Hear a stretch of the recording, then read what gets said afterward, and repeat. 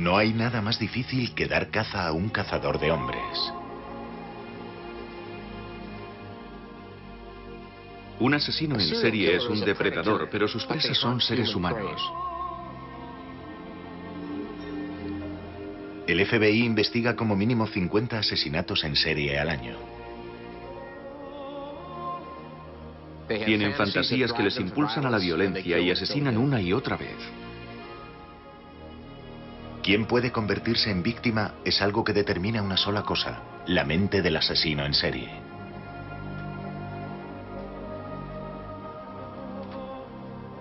Un perfil es un retrato psicológico del asesino, una especie de mapa de la mente del homicida.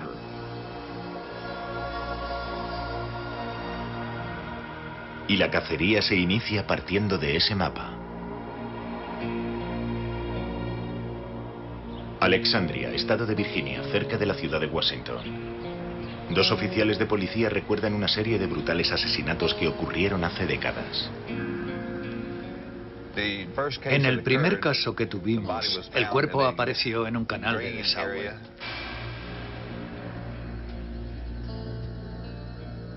El detective Tom Morhead resume la historia del caso a su visitante. En el caso de la segunda víctima pasaron 6 semanas desde la denuncia de su desaparición hasta que la encontramos, aunque su coche apareció de inmediato.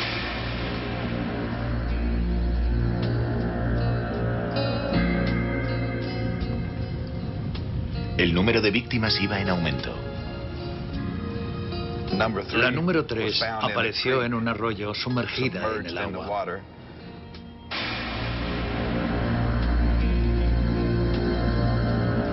Hubo abusos sexuales en todos los casos.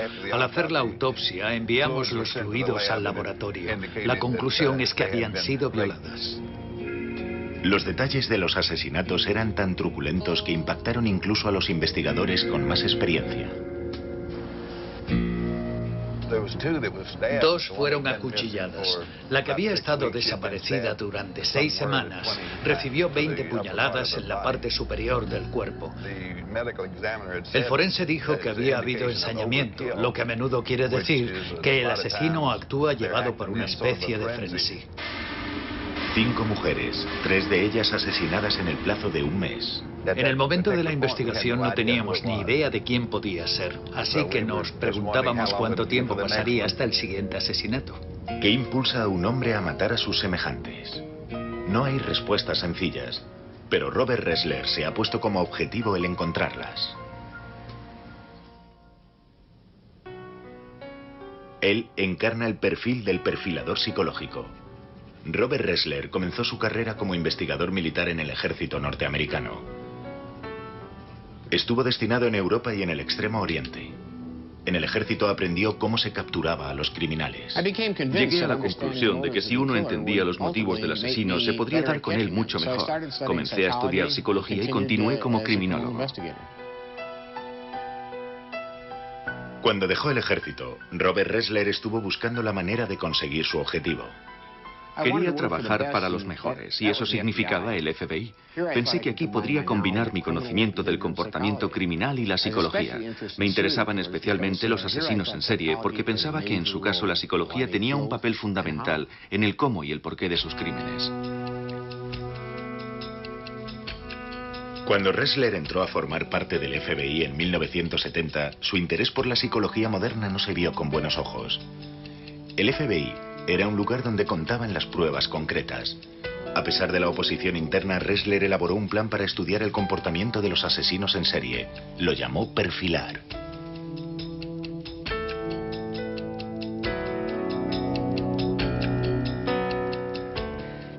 Tuve una comida de trabajo con el por aquel entonces director del FBI, William Webster. Al final de la comida me miró y dijo: señor Ressler, creo que tiene usted una gran idea.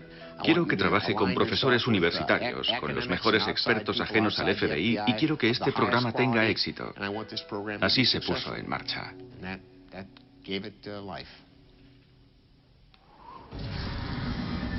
Otra vez en Alexandria, en el estado de Virginia. El asesino había apuñalado a su víctima primero en la espalda, luego por delante y finalmente por todas partes.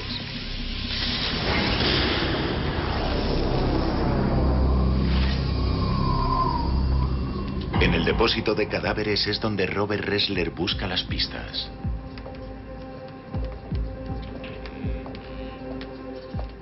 Cada vez que entro en una sala como esta, experimento el temor de que voy a ver algo peor de lo que he visto hasta el momento. Descubrí desde el principio que hay dos tipos de asesinos en serie, los organizados y los desorganizados. Simplemente observando el lugar del crimen y cómo están los cuerpos, puedo establecer una buena base para elaborar un perfil. El detective Moorhead le explica a Ressler que todas las víctimas fueron encontradas completamente vestidas, pero que sin embargo todas habían sido violadas antes de morir. Si llevan la ropa bien puesta, diría que el asesino les ha ordenado que se vistan ellas mismas. Si la ropa está mal puesta, eso indica que el asesino las vistió después de la muerte. El hecho de que sea de una forma o de otra permite un primer acercamiento a la mente del asesino. Robert Ressler destaca ese revelador detalle. Si el asesino fue capaz de ordenar a las mujeres que se vistieran, delataría a alguien que tenía el control de sus actos, el suficiente como para planear el asesinato. Una mente organizada para el trabajo. Siempre se comienza de esta manera, encontrando un rastro y siguiendo la pista del asesino en serie. La pregunta a responder es, ¿cuál es la fuerza capaz de apoderarse de alguien y empujarle más allá del límite?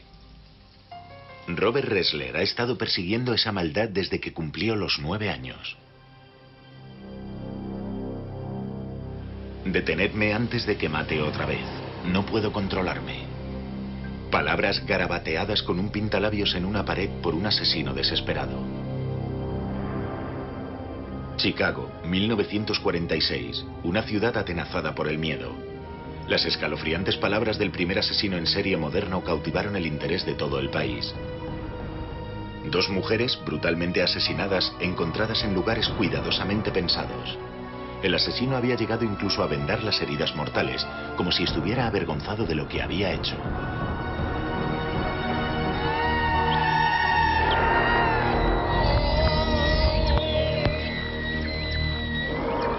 Me vino a la cabeza que yo debía haber hecho algo. Y me di cuenta de que debía tratarse de una niña.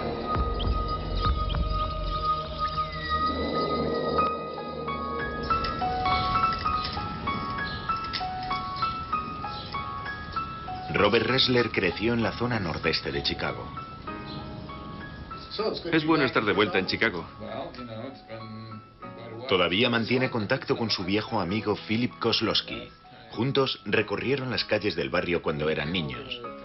Era un caluroso y largo verano cuando una serie de asesinatos aberrantes, conocidos como los asesinatos del pintalabios, estremecieron a la ciudad. Los niños sintieron tal curiosidad que formaron su propia agencia de detectives. Su misión, capturar al asesino del pintalabios. La idea surgió de una película que habíamos visto en la que unos niños eran detectives, así que decidimos hacer lo mismo. Le poníamos mucha intriga y misterio. Usábamos barbas falsas y gafas oscuras, sin las que considerábamos que ninguna organización de espionaje que se precie puede pasar.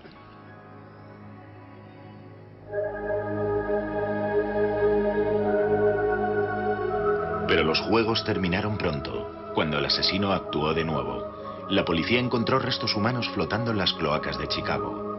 La víctima fue identificada. Se trataba de Susan Degnan, de 6 años. La habían raptado de su casa. Había sido asesinada y mutilada. Aquello paralizó a la ciudad de Chicago. Había varios elementos terroríficos. Un niño raptado en su dormitorio en plena noche, restos humanos encontrados en las alcantarillas y, por supuesto, el tipo confesándolo todo. La policía detiene a William Heirens, un estudiante de 17 años. Lo confiesa todo. El asesino del pintalabios tiene ahora un rostro.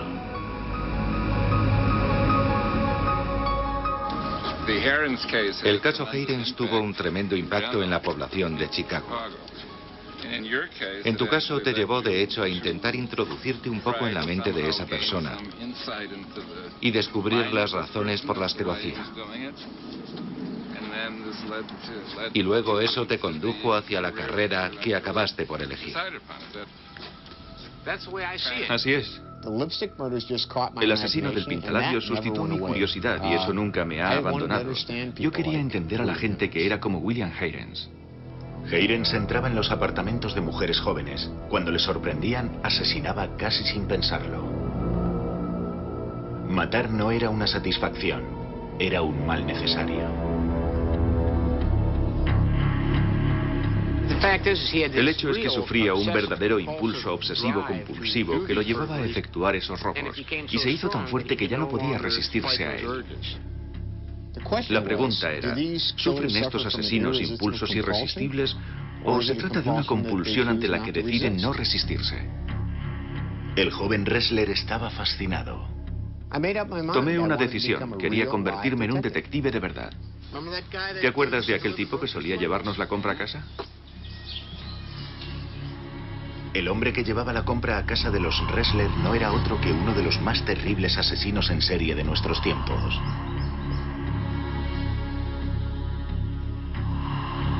John Wayne Gacy, el asesino de la máscara de payaso.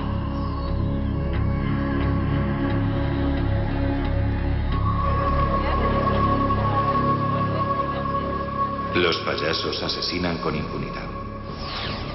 1978. John Wayne Gacy era un ciudadano respetado en la ciudad de Chicago. Durante los fines de semana solía entretener a los niños con un traje casero de payaso. Nadie sabía lo que realmente ocultaba la máscara.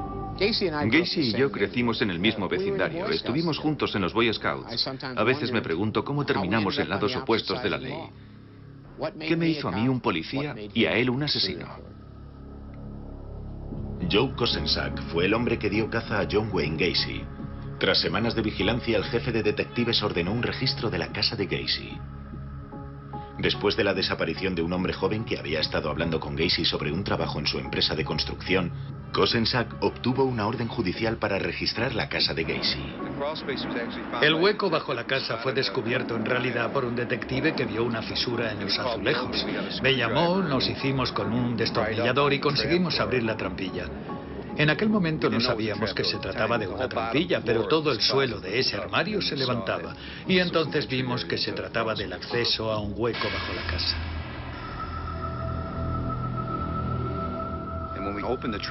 Un agente de la científica penetró a través de la trampilla hasta el hueco y al cabo de 5 minutos salió arrastrándose y nos dijo que había 3 cuerpos allí abajo.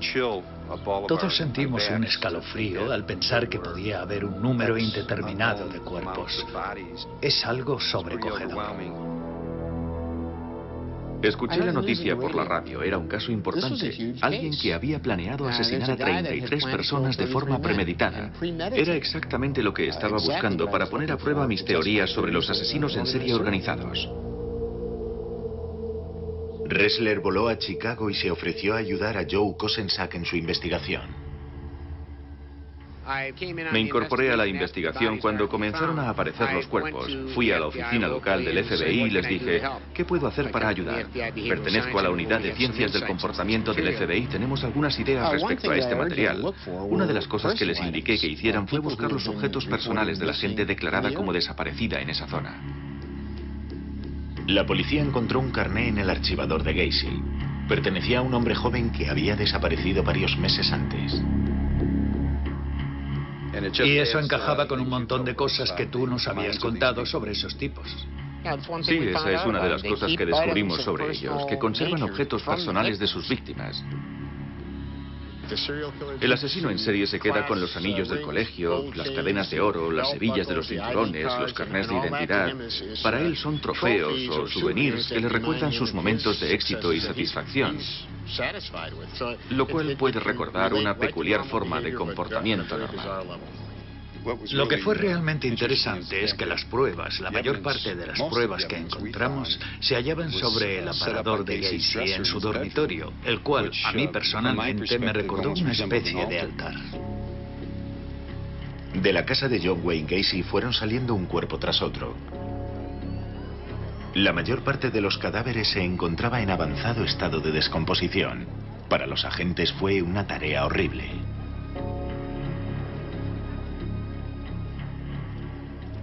¿Qué le había hecho a aquellos chicos? Era como encontrarse en mitad de la peor pesadilla. La violencia de los crímenes era simplemente horrenda. Muchos de los policías sufrieron depresión porque nunca habían visto a personas torturadas y asesinadas de esa manera. Tiempo después, mientras estaba celebrando la cena de Nochebuena con mi familia, me vino a la cabeza el pensamiento de que había 33 chicos que jamás volverían a celebrar una Navidad. Y yo estaba con mi familia. Lo que había visto era sencillamente devastador. La casa de Gacy fue completamente desmantelada. Hoy se levanta un nuevo edificio en ese solar. Este es John Wayne Gacy camino de los juzgados. Se convirtió de manera instantánea en el asesino en serie más famoso de Norteamérica.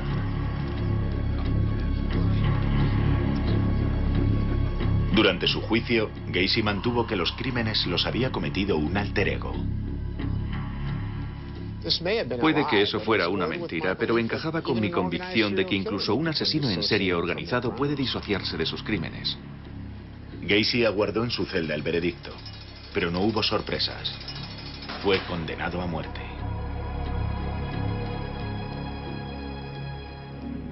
Tras la detención de Gacy, Ressler convenció a sus superiores del FBI de que una serie de entrevistas exhaustivas con asesinos en serie como Gacy resultaría beneficiosa para el programa. Les expliqué que un hombre como Gacy podía darnos mucha información sobre la razón por la que asesina. Se trataba de una oportunidad que no podíamos dejar pasar. Me alegro de que estuvieran de acuerdo. Así pues, Robert Ressler dirigió la primera entrevista en profundidad con John Wayne Gacy.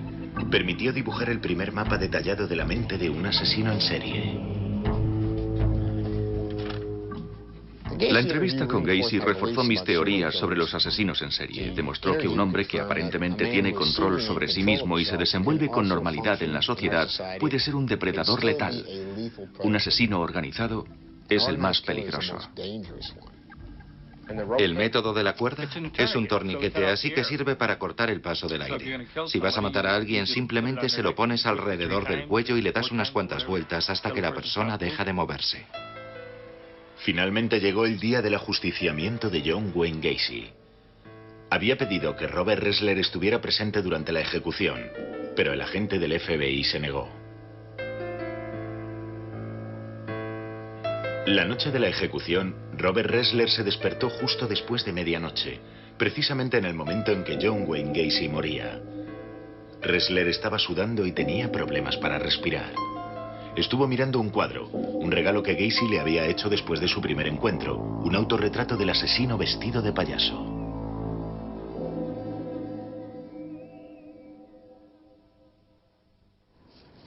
Otra vez en Alexandria, Virginia. El asesino había estrangulado a su siguiente víctima solo con sus manos.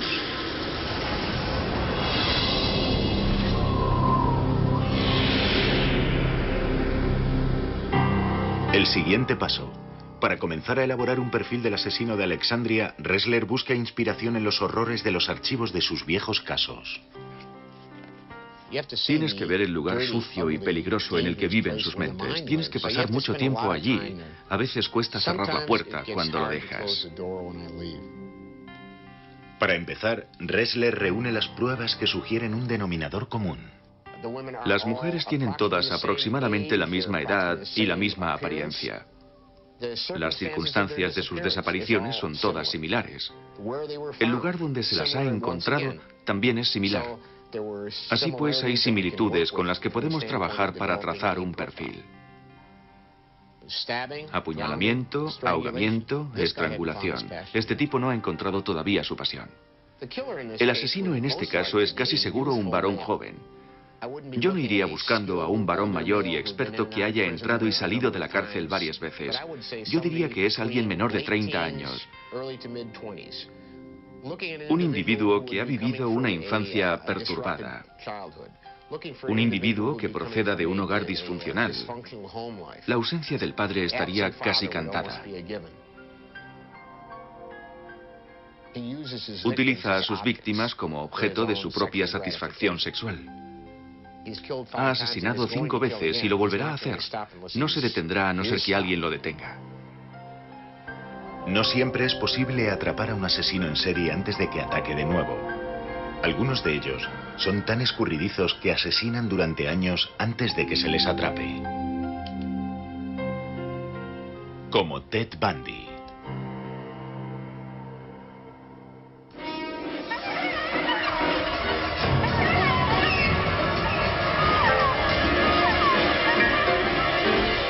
Era como salir de un trance o sueño horrible.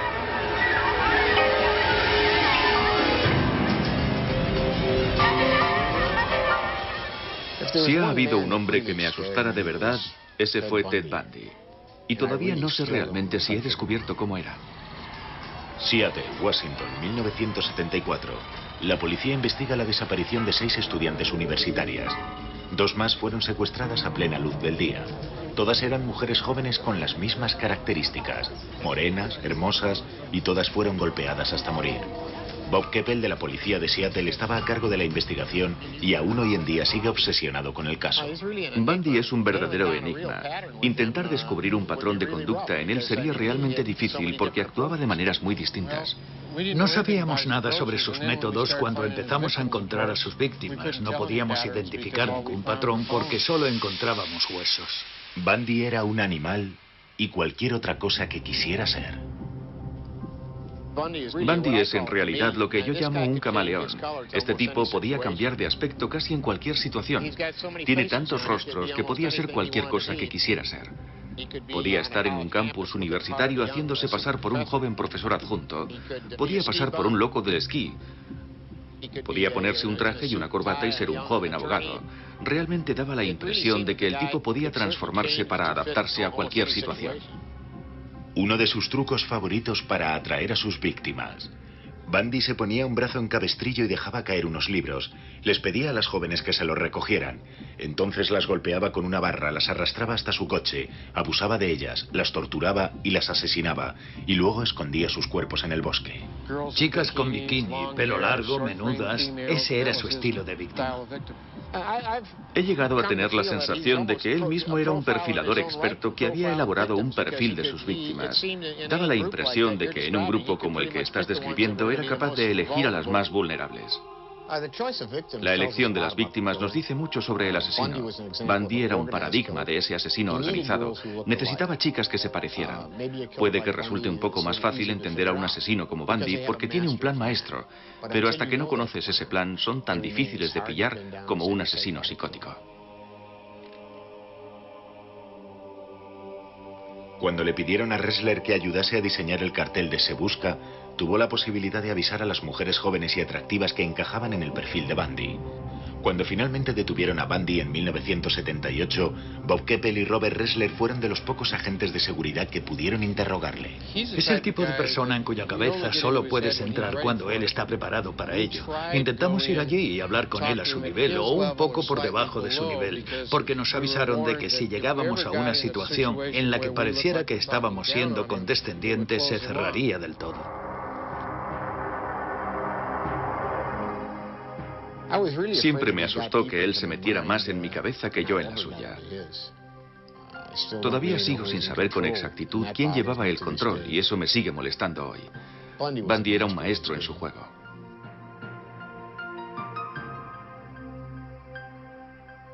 La última treta de Bundy consistió en ofrecerse como asesor de la Unidad de Ciencias del Comportamiento.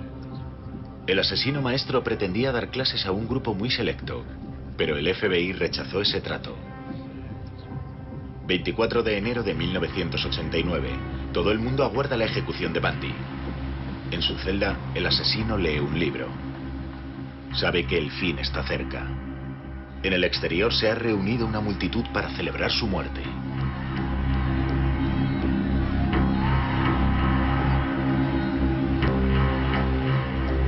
Cuando después de su muerte los guardias limpiaron su celda, encontraron uno de mis libros sobre asesinatos en serie.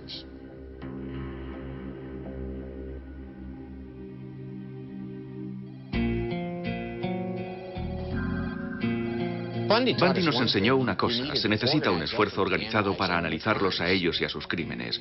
Si hubiésemos dispuesto de un sistema informático con referencias cruzadas, podríamos haber establecido conexiones entre sus crímenes mucho antes, y con mejores perfiles podríamos haber dado con él mucho más rápido. Después de Bundy nos aseguramos de crear una base de datos nacional para que todo eso fuera posible. Después de Bundy, el FBI entendió el valor de los perfiles. Sin un perfil criminal, los investigadores no tienen una idea del tipo de persona que buscan. No conocen la edad, no conocen el sexo, no conocen la raza, no tienen ninguna noción sobre la personalidad del individuo. Antes de la existencia de los perfiles, los agentes buscaban pruebas forenses convencionales: sangre, fibras o huellas dactilares que ayudasen a identificar a un sospechoso. Cuando disponemos de un perfil, se le da al investigador la oportunidad de tomar un atajo y localizar al sospechoso más verosímil, el cual a menudo resulta ser tu asesino. ¿Cómo fue quitarles la vida a esas mujeres? Ella salió del coche y comenzó a correr. Yo salí y eché a correr tras ella. Corrió hasta una carretera en la que había un bosque.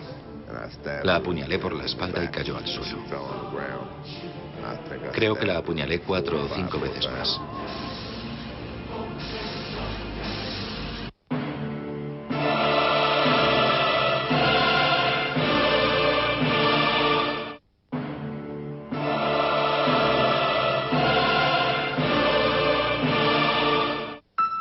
Robert Ressler ha escrito mucho sobre la mente criminal. Su experiencia con los asesinos en serie más famosos configura el núcleo de su forma de elaborar perfiles. Todo se reduce a clasificarlos en organizados y desorganizados. Gacy y Bundy trazaban un plan, sabían cómo satisfacer su impulso para matar y elaboraban un plan en ese sentido. Higgins actuaba por compulsión, no había un plan. Todo esto me enseñó una cosa, que puedes clasificar científicamente a estos monstruos. El investigador busca la tarjeta de visita que el asesino deja en la escena del crimen. Te fijas en la posición del cuerpo, el estado del cuerpo. Buscas rituales o comportamientos rituales en la escena. Buscas una pauta en las heridas. Hay mucha diferencia entre una herida de puñal en el corazón y 50 en el pecho, o la mutilación de alguna parte del cuerpo, cabeza, órganos sexuales, cosas de esa naturaleza. Hay muchos elementos en el escenario de un crimen que brindan pistas directas sobre la personalidad del asesino. Ressler también ha sido asesor de series de televisión y películas. Todos sabemos, gracias al cine y a la televisión, que se nos ve como alguien que lo sabe todo. Llega al escenario del crimen, hace un perfil y caso resuelto. En realidad no funciona así. El perfil es solo una de las herramientas que hay en la caja del investigador. Durante los años que ha pasado en el FBI, Robert Ressler ha dominado esta herramienta como nadie.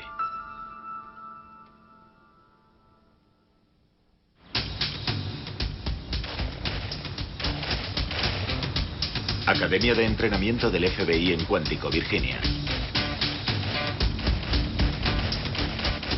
Desde 1976, este es el lugar en el que Robert Ressler, John Douglas y otros veteranos de la Unidad de Ciencias del Comportamiento han enseñado a los jóvenes agentes del FBI el arte de elaborar perfiles. Aquí, Ressler ha contribuido a la formación de generaciones de analistas. No somos trabajadores sociales, no somos psicólogos, no somos psiquiatras. Tenemos algunas nociones en este tipo de materias. Ressler fue un pensador muy original en el terreno de la psicología criminal.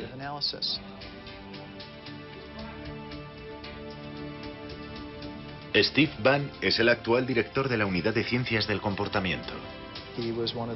Aportó ideas realmente innovadoras para ayudar a comprender que hay algo diferente en los individuos que son depredadores. Él impulsó los primeros estudios sobre los escenarios del crimen relacionados con los cuerpos de las víctimas. Y contribuyó decisivamente al concepto de perfil tal y como lo conocemos hoy en el FBI. El FBI sigue en deuda con Robert Ressler y su trabajo.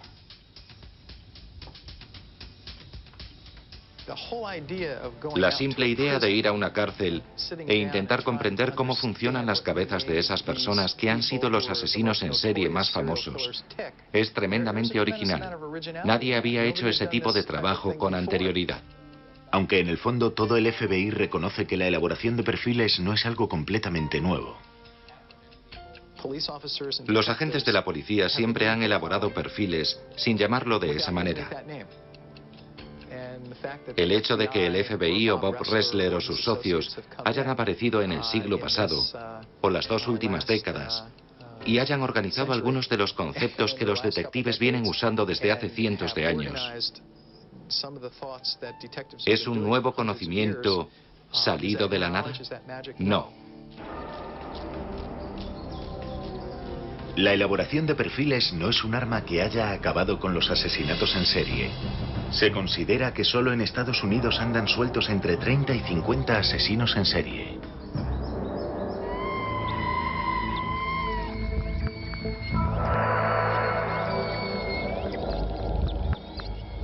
Siempre supe la diferencia entre el bien y el mal, pero aún así no pude dejar de actuar.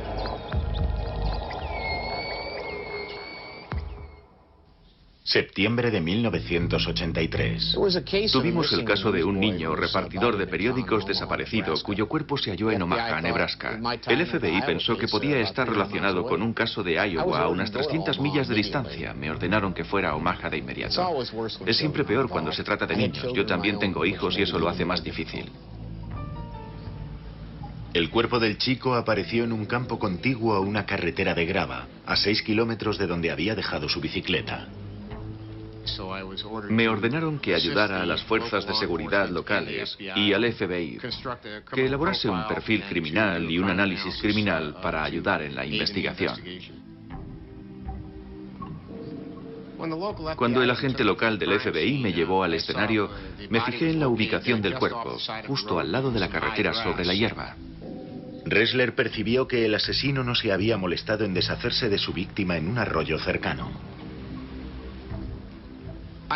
Esbocé un perfil previo. El individuo era probablemente una persona joven, quizá no muy fuerte, que encontraba difícil acarrear un peso muerto y posiblemente había abandonado el cuerpo antes de lo planeado. Al mismo tiempo tuve la sensación de que se trataba de un principiante, que no nos enfrentábamos a un asesino en serie con experiencia, sino que posiblemente se trataba de su primer crimen. Robert Ressler se puso a trabajar y redactó su primer borrador. En mi perfil expuse, el autor del crimen debe tener un problema sexual crónico, con experiencias sexuales extrañas y pervertidas a lo largo de su vida.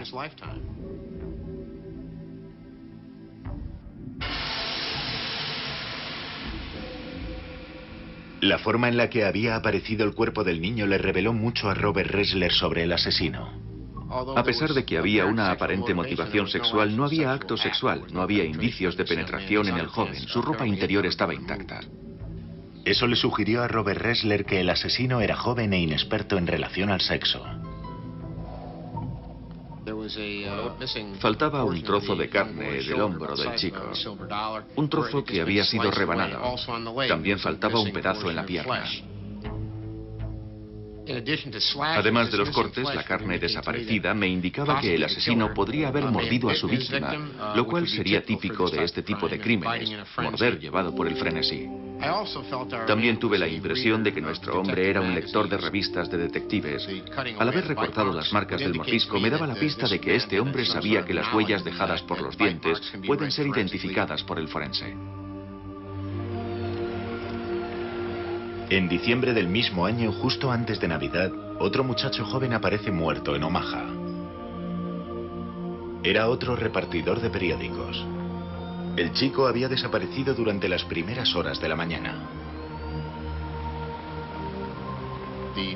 El proceso de esa desaparición y la posición del cuerpo indicaban claramente que había una conexión con la primera víctima. Tuve la sensación de que mis peores temores cobraban forma. Un asesino en serie andaba suelto.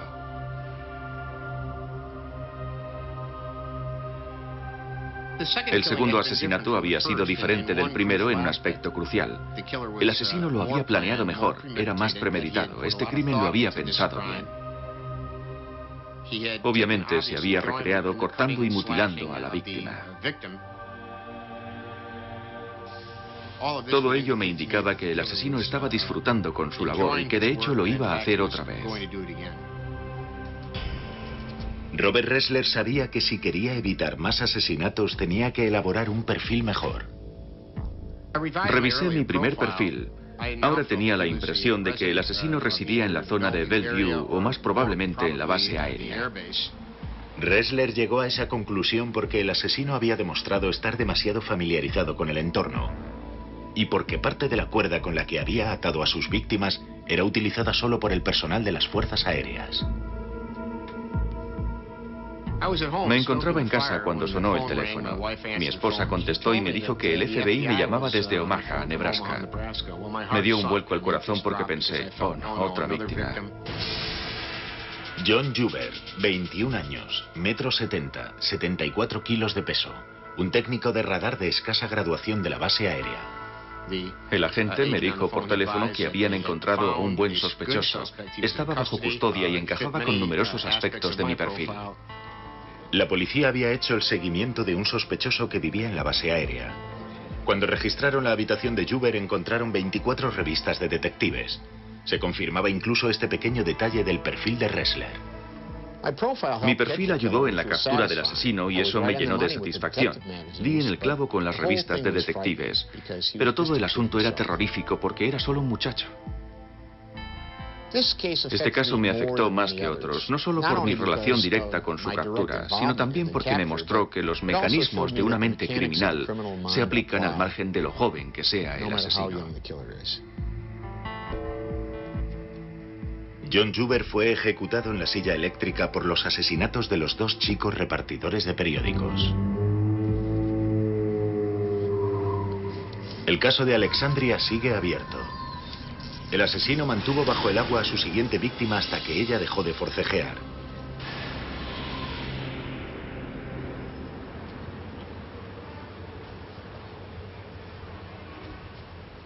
El detective Moorhead y Robert Ressler van de camino hacia el lugar del último crimen.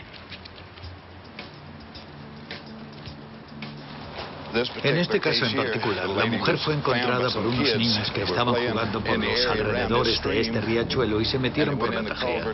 Encontraron el cuerpo como a la mitad, medio cubierto por toda la suciedad arrastrada por la tormenta que se había amontonado sobre el cuerpo. Y esta es la tajea en la que apareció.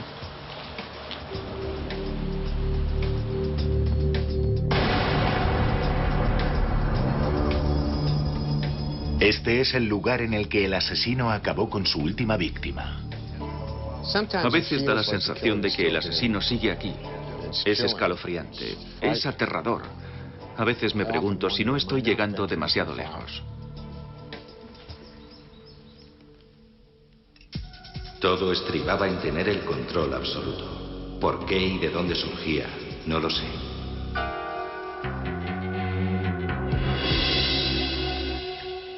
Milwaukee, Wisconsin, 1991. Aquí es donde Jeffrey Dahmer vivió y asesinó.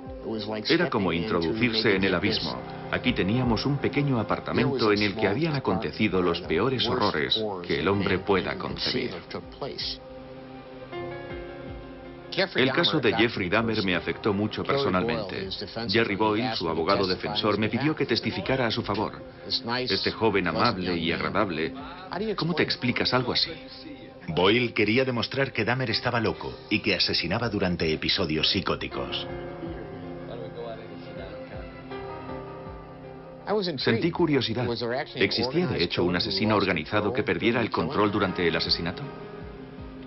Un joven guió a la policía hasta un apartamento donde dijo que Jeffrey Dahmer le había torturado y que consiguió escapar cuando estaba a punto de matarle. Encontraron, por supuesto, cráneos en su nevera y también hallaron otros restos humanos en un depósito en su dormitorio. También había grandes contenedores de ácido en los que Dahmer disolvía a algunas de sus víctimas. Almacenaba cuerpos en su apartamento. Tenía restos humanos en su dormitorio y en la nevera. Tenía huesos en archivadores. Tenía cabezas y cráneos en recipientes de ácido.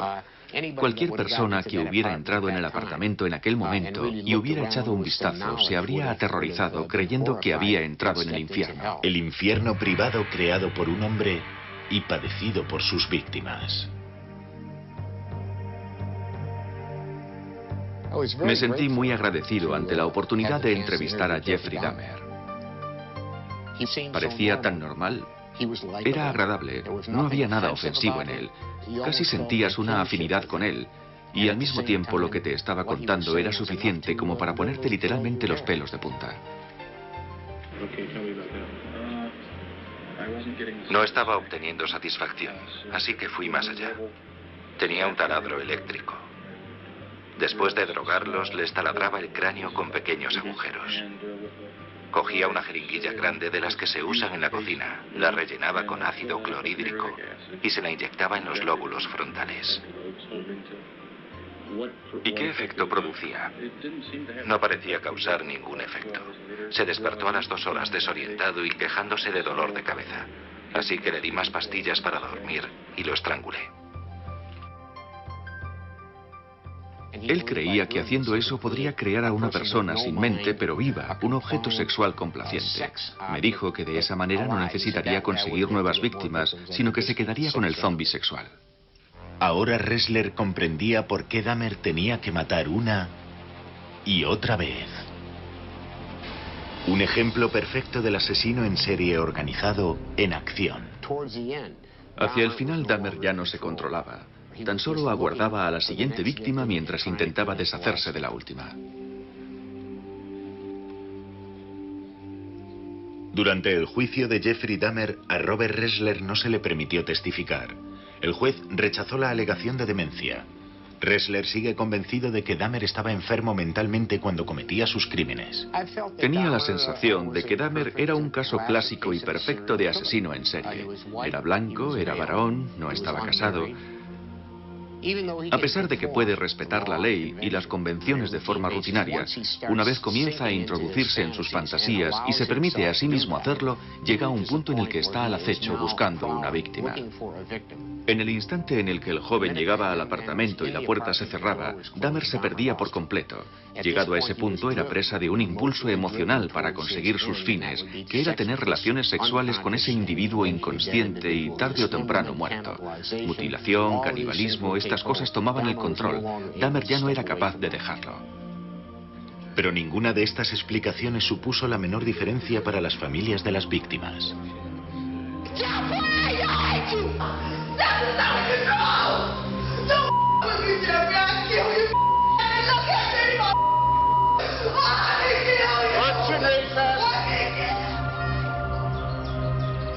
El caso de Jeffrey Dahmer era especial. Me invitó a entrar en su mente y de repente lo inexplicable se volvió explicable. Los Bob Ressler de este mundo, si no tienen cuidado, pueden acabar en un pésimo estado mental. Lo que están intentando hacer como algo bueno puede convertirse en algo malo para ellos, porque puede tener el efecto de cambiar su espíritu mismo, su esencia.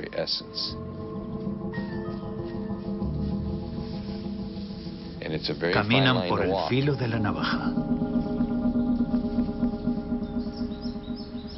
El hogar de Lionel y Shari Dahmer. Robert Ressler sigue manteniendo el contacto con el padre y la madrastra de Jeffrey Dahmer.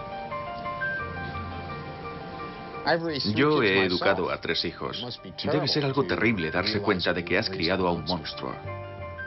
Al igual que los Dahmer, Robert Ressler todavía está intentando encontrar la respuesta al enigma que supone Jeffrey. Tenía un pequeño círculo de amistades. Participaba en todo tipo de actividades gracias a nuestra insistencia. Fútbol, tiro con arco, los Boy Scouts. También criábamos corderos juntos. El problema fue que era muy tímido e insociable. No hubo ningún signo que nosotros pudiéramos ver.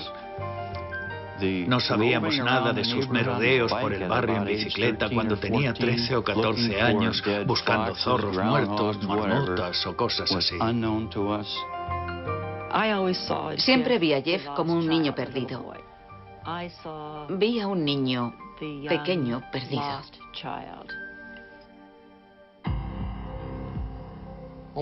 Cuando nos sentamos a hablar, me sorprendió lo rápido que se abrió Jeff Dahmer.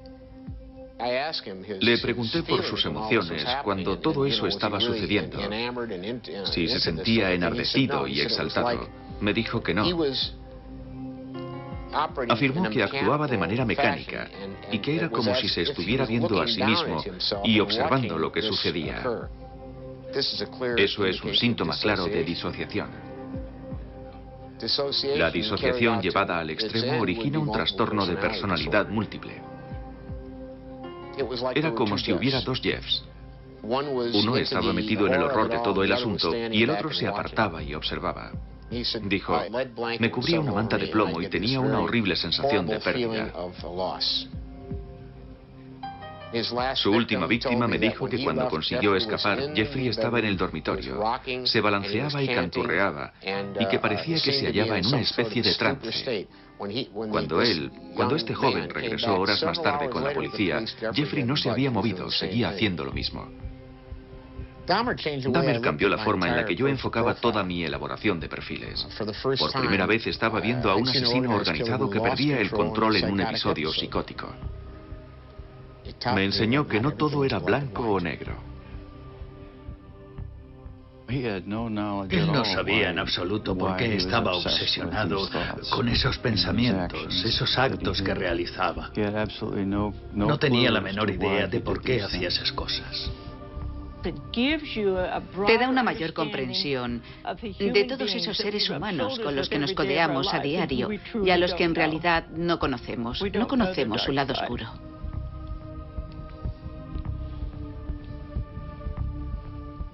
Dolor y confusión. Las víctimas y sus familiares lo conocen bien. Incluso el especialista no es inmune.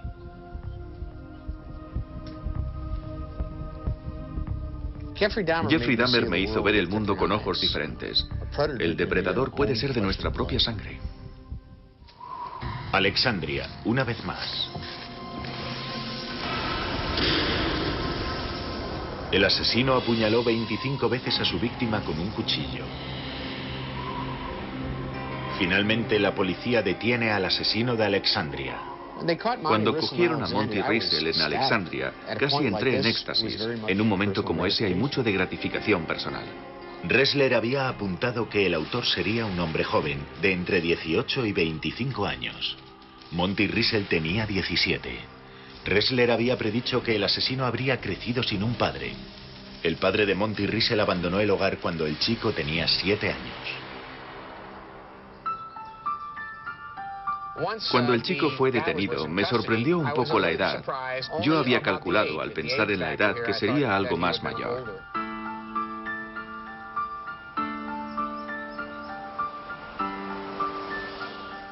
En cierto sentido, esto es el final. Has estado trabajando en algo que ya puedes archivar, pero lo más importante es que ahora tienes la posibilidad de sentarte con el individuo, de hacerle preguntas. En cierto sentido, se convierte en una validación del perfil que has elaborado. ¿Has tenido razón? ¿Has dado en el clavo?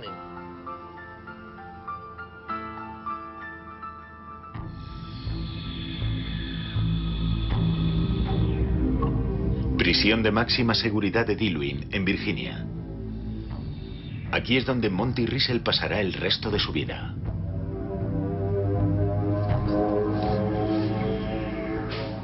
Siempre te preguntas, ¿cómo va a ser el encontrarte con un hombre sobre el que ya sabes tantas cosas? ¿Qué aspecto tiene un monstruo? Es siempre sorprendente. Una vez más, Robert Riesler se dispone a bucear en la mente de un monstruo.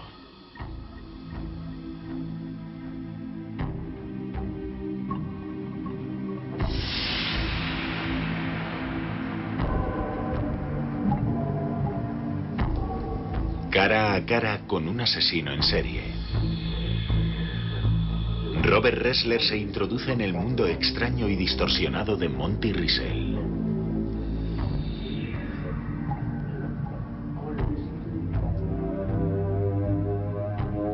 ¿Cómo fue quitarles la vida a esas mujeres? Ella salió del coche y comenzó a correr. Yo salí y eché a correr tras ella. Corrió hasta una carretera en la que había un bosque. La apuñalé por la espalda y cayó al suelo. Creo que la apuñalé 4 o 5 veces más.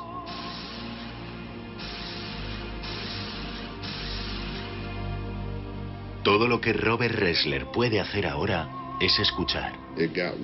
Se fue haciendo peor con cada una.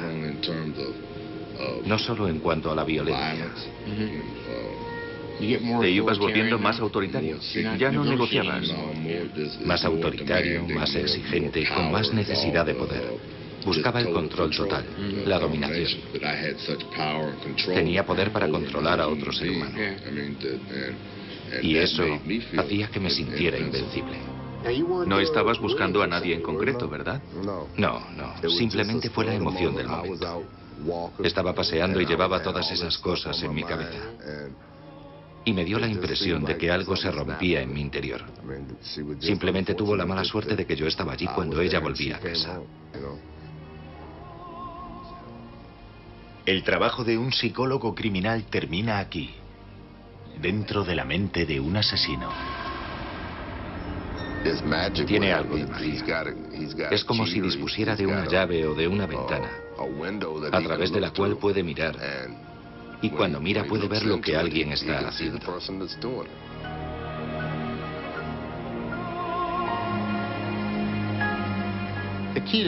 La clave para atrapar a un asesino en serie es situarte en los patrones de pensamiento de ese individuo. Debes pensar como él, tienes que sentir lo que él siente, tienes que seguirle en sus crímenes y terminar por adelantarte a él.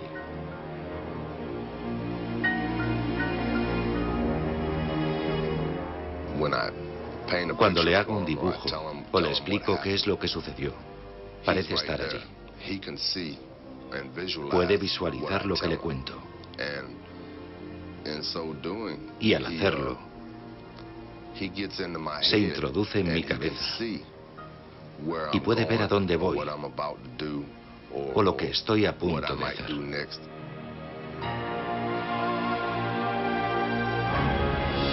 Y así, el asesino en serie completa el perfil del perfilador.